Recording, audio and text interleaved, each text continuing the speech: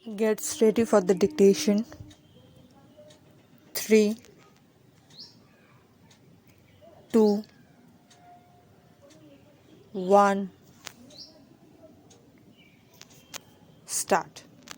Sir, the coal mining industry is a sick child.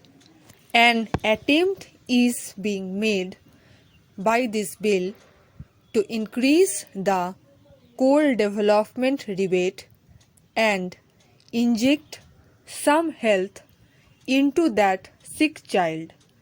This remedy, in my opinion, would have limited effect, for, as pointed out by the previous speaker, the problem raised by the condition of the coal industry are of a wider and different nature and need solution on a wider canvas. It has already been pointed out that the World Bank promised a loan of $35 million to the coal industry with the condition that matching rupee finance should be forthcoming from the industry itself. It is some time now that that promise was made by the World Bank, but because the local coal mining industry has not been able to raise the rupee finance, the sum promised by the World Bank has not been utilized so far. This is an effort now by the government to give some inducement to the local coal mining industry to invest more money in plant and machinery by raising the development rebate, but then the coal industry is faced with a peculiar situation. The demand in this country for coal, the potential demand and the actual demand is of a very higher order. The production falls far short of the potential demand, but then we find that there is glut, there is stockpiling of low grade coal at the pit heads, which leads to many complications. Therefore, the government, while trying to inject this incentive in this mining industry, should be aware of the other connected problems. Because life is an integrated whole. Modern economic life also is an integrated whole. You cannot take steps only in one sphere and leave other spheres untouched. If a problem has to be solved, it has to be solved on a broad front. Suitable matching measures have to be taken in the other fields as well. This concession, no doubt, is large, but as the previous speaker has rightly pointed out, we do not know what amount of money, what amount of rupee finance this concession will make available to the coal mining industry in the next 3 or 4 years.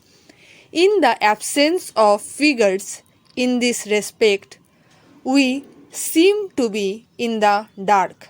Why has the dollar loan advanced by the International Bank for Development not been utilized so far? Moreover, for raising internal finances, it is not proper to assume that the coal mining industry should tap only its own resources. Modern mining is really carried on by the finances advanced by commercial institutions, banks, financial institutions, investment institutions, and the like. Now, in India, these banking institutions have not so far got a developed technical wing. It is difficult for them to know what the condition of the mining machinery and plant in a peculiar mine is. It is difficult for them to assess whether in future a mine, in spite of some investment, would be a paying proposition or not, whether a mine would be in a position to pay back the loan after some time or not. In the absence of that technical wing, in the absence of accurate knowledge of coal mining, these financial institutions are at a disadvantage because when they do not have this knowledge, they naturally do not like to take any risk. Therefore, even if the state governments would give the permission required under the mineral concession rules, even in that situation, I do not feel it would be possible for these coal mines to raise adequate matching rupee finance. How is then the situation to be tackled? There is a coal board which is having a technical wing and which possesses expert knowledge of mining machinery and mining condition. One of its duties is to judge the efficiency and the future profitability of a mine. Now, if the technical know-how that is at the disposal of the coal board is somehow connected with the private commercial institution, in that case, it may be possible for the coal mines to raise the matching rupee finance. I do not know if the government have applied their mind to bring the coal board and the financial institution together into some scheme. Unless that is done, unless the state bank or some other banking institution or even the government set up their own technical machinery to adjust the efficiency and effectiveness of a coal mine, I feel that in spite of the relaxation of the mineral concession rules, in spite of the willingness of the state governments to sanction assassination and mortgage, adequate finance would not be forthcoming. Therefore, I feel that the government should pursue an inquiry on this line. Sir, while these remedies may be suggested, if we take the economic situation in the coal industry, that is, if we take into account the fact that there are private coal mines in the coal industry in India, it seems that the only solution of the problems of the coal industry is nationalization. Stop.